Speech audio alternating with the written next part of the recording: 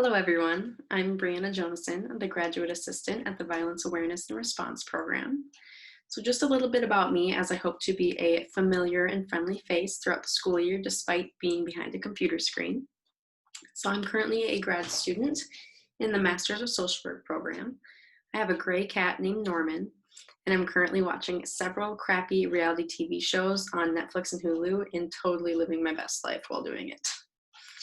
So today I want to welcome you to another monthly conversation circle where we will talk through trending topics impacting allies and survivors of domestic and sexual violence. So this month we recognize that 2020 has brought about vast changes, and to add to it all, there's an election coming. So today we will dive into what this election means as allies and victims, survivors of domestic and or sexual violence. And we will discuss recognizing and normalizing triggers, set out to validate feelings regarding this major upcoming event, and as always, uncover ways to take care of ourselves and our inner needs in this ever-changing time. But to begin, I'd like to highlight what the Violence Awareness and Response Program, or VARP as we commonly call it, does here on campus. So the first piece is advocacy. VARP is victim and survivor centered and provides services for really anyone, students, faculty, or staff who have experienced domestic and or sexual violence. So this can often be seen as domestic violence, intimate partner violence, sexual assault, stalking, and more. And this experience does not have to have happened here on campus or recently. It really doesn't matter how long ago. So survivors of violence can reach out directly to myself or the VARP director, Laura Schultz. Through email probably is best initially, but for a variety of reasons. We're here to help support survivors of domestic and sexual violence, to validate your experiences and feelings, and provide resources that may be helpful so you can make the best decision for your situation. I think it's also important to note that these are confidential meetings and your information will not be shared with anybody else. Our main focus is you and only you. And this advocacy is still happening. So as mentioned earlier, please reach out to Laura or I, and we can chat through email, a phone call, or a Zoom call if you'd like. And we do still also have office hours. So you can reserve a time spot and stop in and we can chat in person too. More information about coming in can be found on our Facebook page or the Women's Center Facebook page, as we are housed inside of the Women's Center here in the CSU. So we also do programming, and this looks a little bit different with COVID, but we're still working hard to creatively bring you different programming opportunities.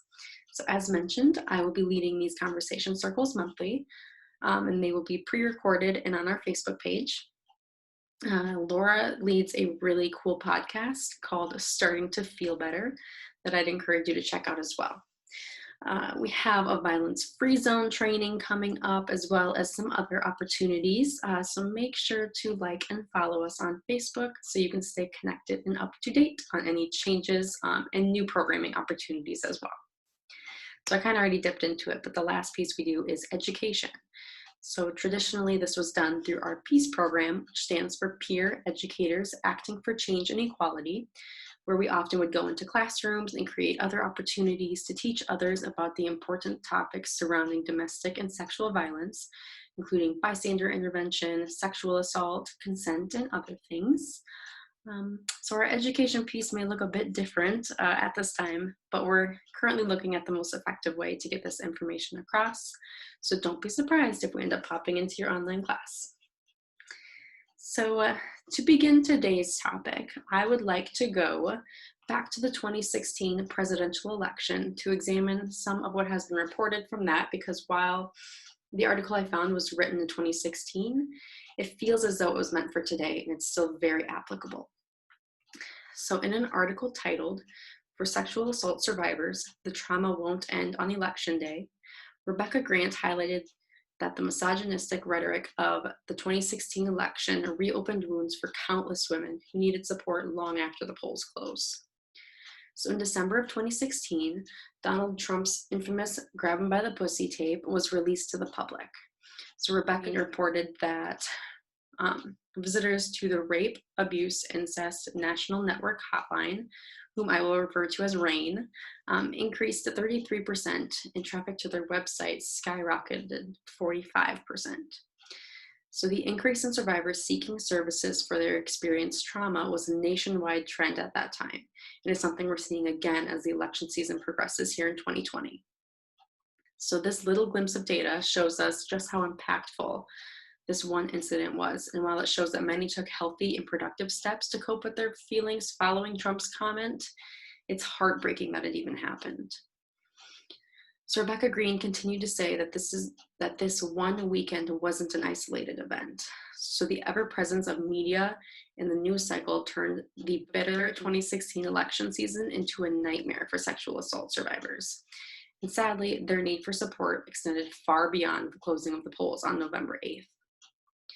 One survivor of child sexual abuse said, "I fought like hell to get out of control of a narcissistic abuser, and now we may have one as our president." She continued to then say, "Even when Trump loses on Tuesday, I don't think this is going to get better for a lot of us. The things that we have seen and heard in the public space, the wild indifference of so many people, and Trump dismissing his comments as locker room talk, that will stay with us for so much longer than the election." So the 2016 election cycle was plagued with toxic masculinity, perpetuated rape culture, and made it clear to many American women that many of their own neighbors don't care about their rights or well-being. So Donald Trump has a long documented history of behavior, attitudes, and statements that are painful and confusing and condemned by some, while others simply ignore it. And that's not what I'm here to focus on today. I'm not here to endorse either presidential candidate, as that's a far deeper conversation and one that takes a lot of research and also personal reflection. In fact, both of our presidential candidates in 2020 have allegations of sexual assault. So I'm really here today to just hopefully create a space to say that this election season can surely suck at times, be overwhelming and triggering, and you're not alone in your feelings. As Rebecca Green stated, for many, this election has reawakened old traumas, ripped off scabs, and shattered steps towards healing that were fiercely won. If you're hoping to know more specifics on these allegations or past comments of our political leaders, a simple Google search will find you more than you could ever imagine. But diving deeper into that could definitely trigger and perpetuate feelings of hopelessness, and that's not my goal today. So I'm hoping to create a space of knowledge and understanding and to empower each person to take care of themselves and those around them at this time, while also highlighting why this election is so important and also very difficult for so many people. So to dive back in, according to RAIN data, every 73 seconds an American is sexually assaulted. So everyone experiences trauma differently, and being so, their reactions and healing process can also vastly differ. But common side effects do include PTSD, depression, anxiety, anger, self-harm, feelings of hopelessness and fear, substance abuse, isolation, and sleep and eating disorders. So this can further impact one's self-image and self-worth and hinder their abilities to go to work, go to school, and maintain relationships. So as allies knowing these effects of sexual assault, and for survivors to live this day in and day out, it's crushing to hear how many dismiss this form of abuse and continue to allow those in power, such as our current US president, to continue these actions without holding them accountable, and further, to endorse this type of behavior. So Rebecca Green continues to say that trauma can feel consuming, overwhelming, and inescapable. Many survivors often express feeling that they will never be able to heal. Triggers, meanwhile, can derail the healing process, and because Trump is a candidate for President of the United States of America, these triggers are amplified. Every word, action, allegation, and revelation surrounding him is amplified by the media. And the same goes for Bill Clinton and Anthony Weiner or any other high-profile elected official accused of taking advantage of his power and using it for his own sexual gratification. These constant reminders can create a minefield of inescapable triggers for sexual assault survivors. Following the results of the 2016 presidential election, many survivors and allies took to social media to share their thoughts. One woman wrote, "Every sexual assault survivor just watched their worst nightmare come true." While another wrote, "If you want to understand why rape culture is alive in the in the USA, it's because Trump can admit to sexual assault and still get millions of votes. For sexual assault survivors, talking is an essential step of recovery, but many victims don't share what happened to them because they believe speaking out will only make their situations worse and they won't get justice. So RAINN data shows that out of 1,000 rapes, just 6 rapists will be incarcerated. Further, many survivors have shared that the experience of telling someone, whether it's a friend, a teacher, family member, or the police, was more traumatic than the assault itself.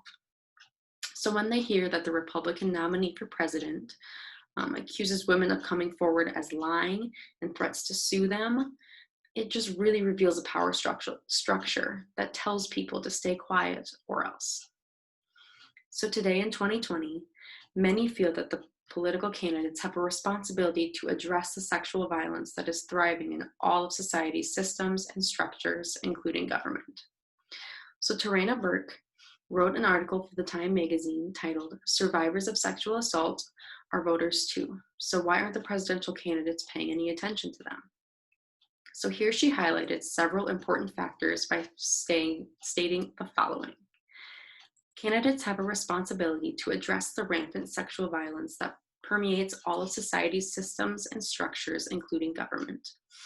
If we are talking about sexual violence as a public health crisis, with more than 19 million respondents to the Me Too hashtag in the first year alone, and a record number of calls to rape crisis center hotlines across the country, then it should be talked about with the same seriousness as other topics that have received far more attention.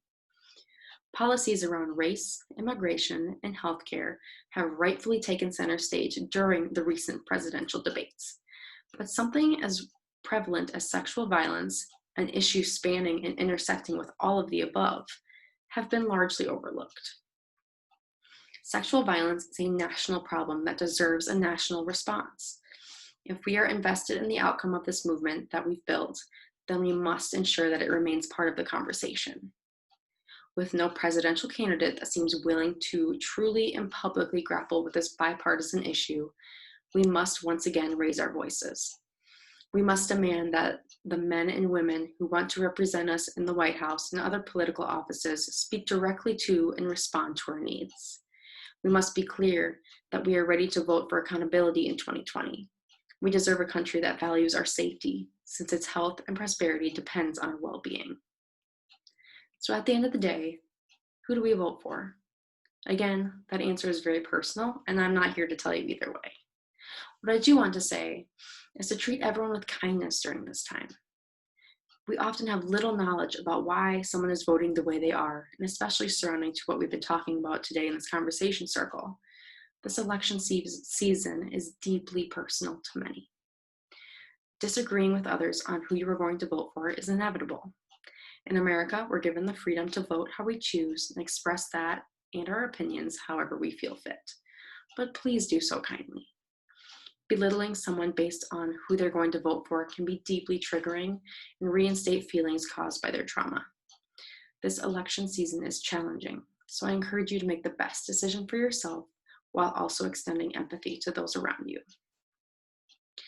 In another article referring to President Donald Trump and other individuals accused of sexual assault in government, one survivor stated, "You have a person in a position of power saying these things, and then you have people actually fighting to protect this person, accusing women of making it up or being in it for the money."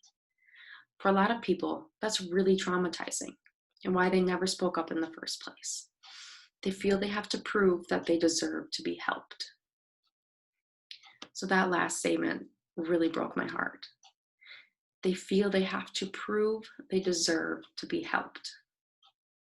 Here at VARP, that could not be further from the truth. Laura and I are here with open ears and open hearts to be whatever you need, whether that's action or to simply sit with you in a challenging season of life. Even if we never meet or you aren't ready to tell anyone your story, I want you to know a few things. I believe you, I'm here for you, and VARP is here for you, and we're not going anywhere. I'm genuinely sorry for what you've had to experience, and no matter what your next steps are or how you choose to heal, I don't judge you. Laura and I are here to support you when you're ready. And if you're not ready to share your story or reach out to anyone, please know that's perfectly okay. Only do so when you're ready. And allies, please don't push a survivor to open up and share to those that they're not comfortable with, because that experience can be truly damaging. So whether or not you are ready to share your experience, let's discuss ways of taking care of ourselves in the midst of trauma. And this is not only relevant to victims and survivors of sexual and or domestic violence. I think it's fair to say that 2020 has been a trying time for everybody, so engaging in self-care is necessary. Brain.org has several tips for survivors and for loved ones. For survivors, they provide information on how can therapy help, safety planning, telling loved ones about sexual assault, self-care after trauma, tips for survivors on consuming media, and even airport security tips for survivors. For loved ones, it provides information on tips for talking to survivors of sexual assault, how to help someone you care about, self-care for family and friends, and help for parents of children who have been sexually abused by family members.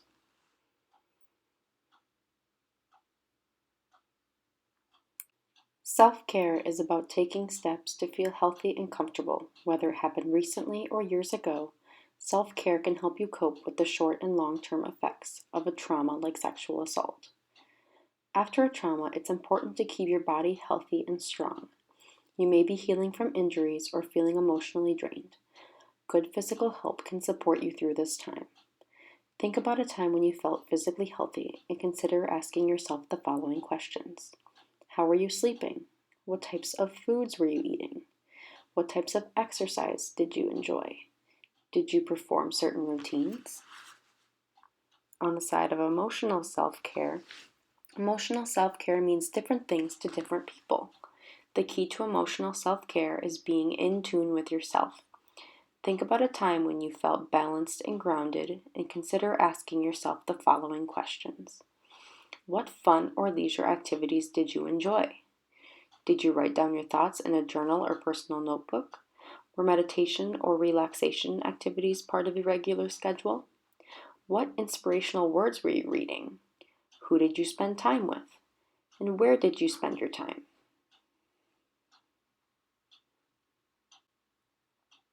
Helpguide.org also provides some tips for recovering from rape and sexual trauma. It highlights recovering from sexual assault takes time and the healing process can be painful, but you can regain your sense of control, rebuild your self-worth, and learn to heal.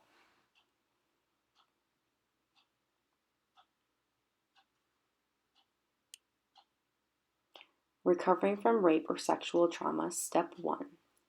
Open up about what happened to you. It can be extraordinarily difficult to admit that you were raped or sexually assaulted. There's a stigma attached. It can make you feel dirty and weak. You may be afraid of how others will react. Will they judge you? Look at you differently? It seems easier to downplay what happened or keep it a secret. But when you stay silent, you deny yourself help and reinforce your victimhood. So reach out to someone you trust. It's common to think that if you don't talk about your rape, it didn't really happen. But you can't heal when you are avoiding the truth. And hiding only adds to feelings of shame. As scary as it is to open up, it will set you free. However, it's important to be selective about who you tell, especially at first. Your best bet is someone who will be supportive, empathetic, and calm.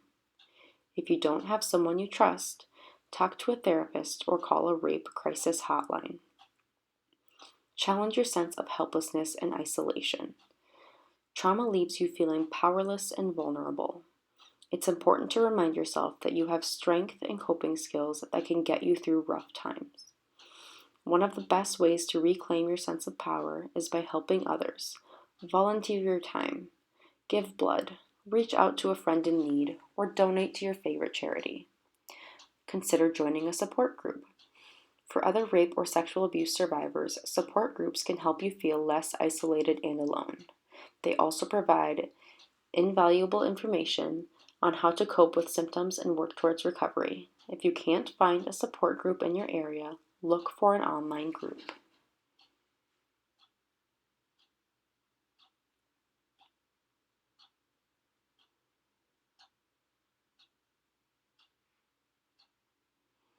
Step 2.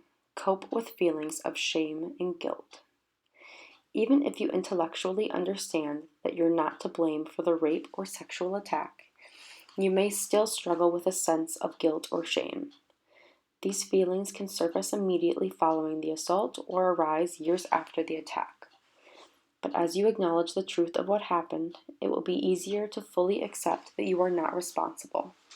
You did not bring the assault on yourself, and you have nothing to be ashamed about. Feelings of guilt and shame often stem from misconceptions such as, you didn't stop the assault from happening. After the fact, it's easy to second guess what you did or didn't do. But when you're in the midst of an assault, your brain and body are in shock. You can't think clearly. Many people say they feel frozen. Don't judge yourself for this natural reaction to trauma. You did the best you could under extreme circumstances. If you could have stopped the assault, you would have. You trusted someone you shouldn't have. One of the most difficult things to deal with following the assault of someone you know is the violation of trust.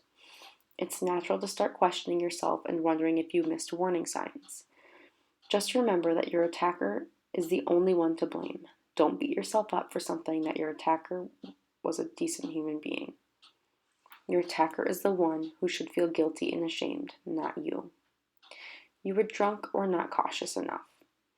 Regardless of the circumstances, the only one who is responsible for the assault is the perpetrator. You did not ask for it or deserve what happened to you.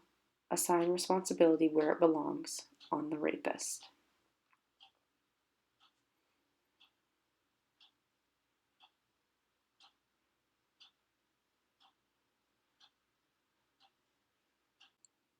Step 3. Prepare for flashbacks and upsetting memories.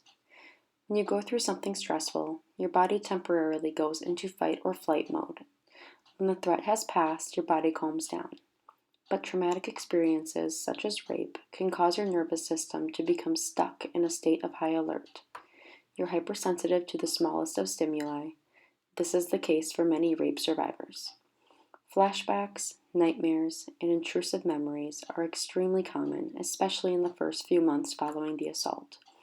If your nervous system remains stuck in the long term and you develop post-traumatic stress disorder, they can last much longer. To reduce the stress of flashbacks and upsetting memories, try to anticipate and prepare for triggers.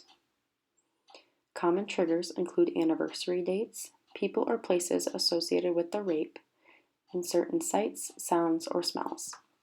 If you are aware of what triggers may cause an upsetting reaction, you'll be in a better position to understand what's happening and take steps to calm down. Pay attention to your body's danger signals. Your body and emotions give you clues when you're starting to feel stressed and unsafe. These clues include feeling tense, holding your breath, racing thoughts, shortness of breath, hot flashes, dizziness, and nausea. Take immediate steps to self-soothe. When you notice any of the above symptoms, it's important to quickly act to calm yourself down before they spiral out of control. One of the quickest and most effective ways to calm anxiety and panic is to slow your breathing.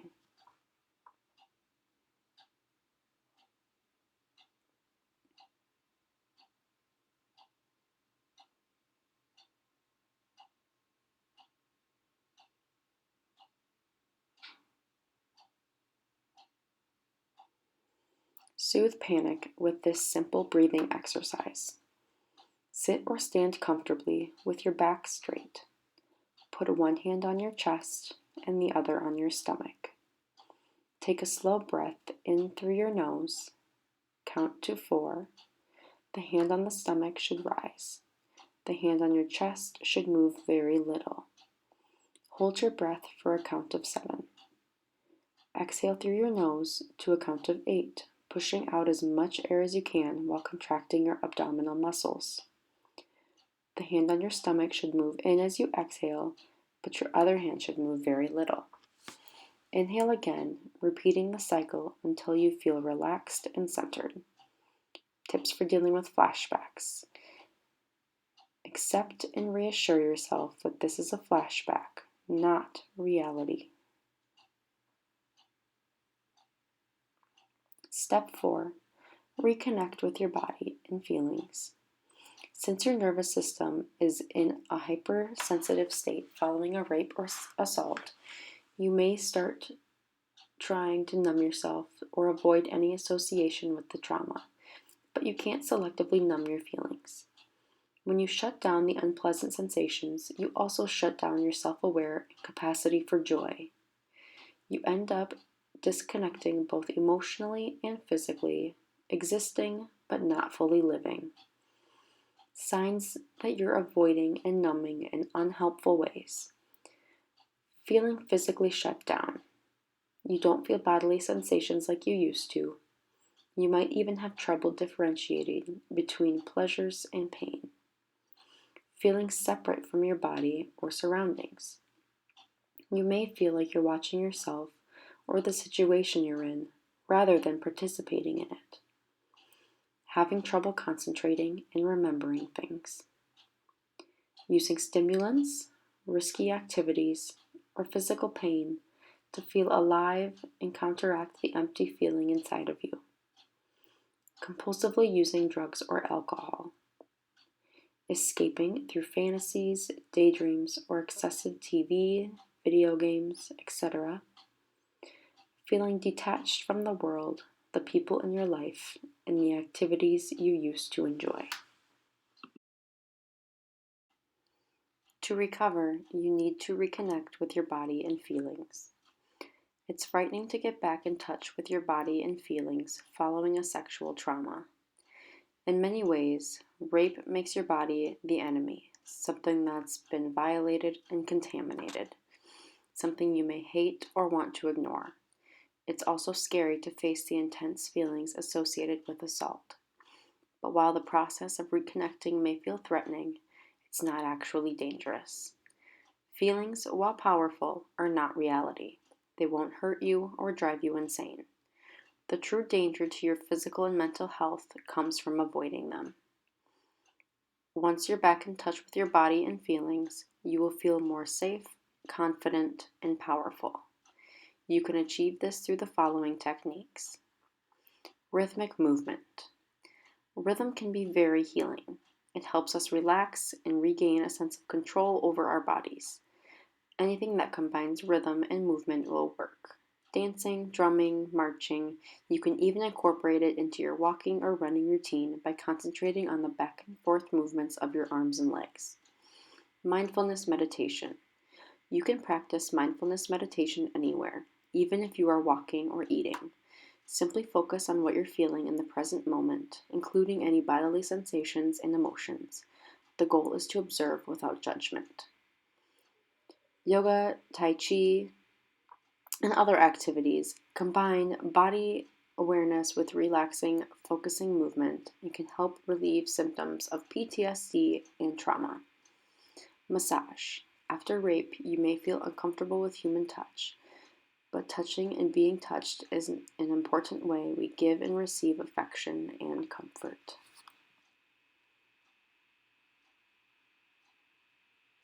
Step 5. Stay connected. It's common to feel isolated and disconnected from others following a sexual assault. You may feel tempted to withdraw from social activities and your loved ones, but it's important to stay connected to life and the people who care about you. Support from other people is vital to your recovery, but remember that support doesn't mean you always have to talk about or dwell on what happened. Having fun and laughing with people who care about you can be equally healing. Participate in social activities. Even if you don't feel like it, do normal things with other people, things that have nothing to do with sexual trauma. Reconnect with old friends. If you've retreated from relationships that were once important to you, make the effort to connect. Make new friends.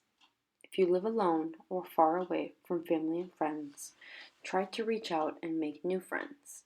Take a class or join a club to meet people with similar interests, connect to an alumni association, or reach out to neighbors or work colleagues.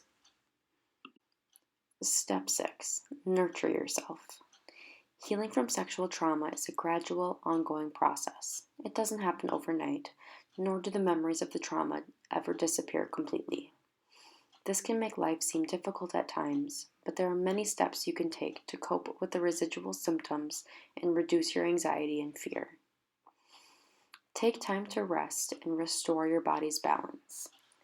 That means taking a break when you're tired and avoiding the temptation to lose yourself by throwing yourself into activities.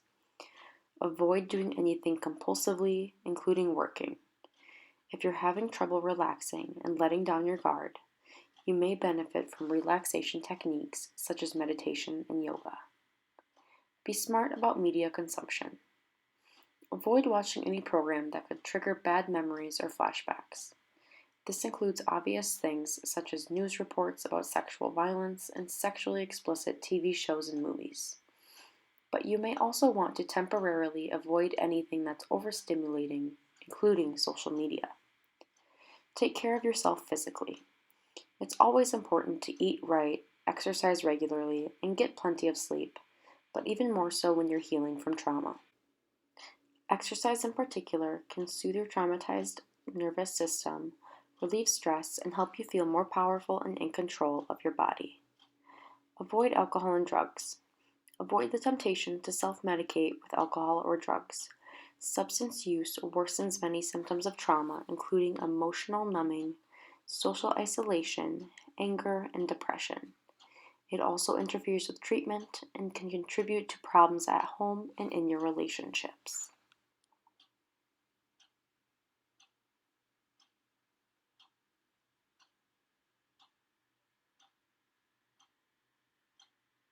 How to help someone recover from rape or sexual trauma. When a spouse, partner, sibling, or other loved one has been raped or sexually assaulted, it can generate painful emotions and take a heavy toll on your relationship. You may feel angry and frustrated, be desperate for your relationship to return to how it was before the assault, or even want to retaliate against your loved one's attacker. But it's your patience, understanding, and support that your loved one needs now, not more displays of aggression or violence. Let your loved one know that you still love them and reassure them that the assault was not their fault. Nothing they did or didn't do could make them culpable in any way. Allow your loved one to open up at their own pace. Some victims of sexual assault find it very difficult to talk about what happened. Others may need to talk about the assault over and over again. This can make you feel alternately frustrated or uncomfortable, but don't try to force the loved one to open up or urge them to stop rehashing the past. Instead, let them know that you're here to listen whenever they want to talk. If hearing about your loved one's assault brings you discomfort, talking to another person can help put things into perspective. Encourage your loved one to seek help, but do not pressurize. Following the trauma of a rape or sexual assault, many people feel totally disempowered. You can help your loved one to regain a sense of control by not pushing or cajoling. Encourage them to reach out for help, but let them make the final decision. Take cues from your loved one as to how you can best provide support.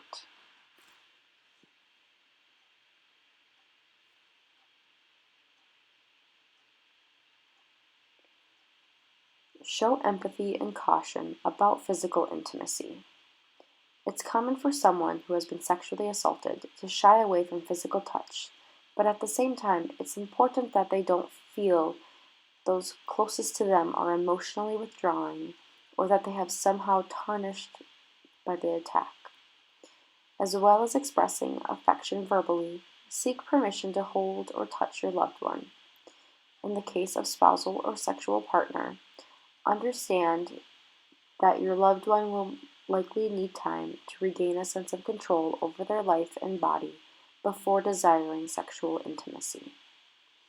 Take care of yourself. The more calm, relaxed, and focused you are, the better you'll be able to help your loved one. Manage your own stress and reach out to others for support. Be patient. Healing from the trauma of rape or sexual assault takes time.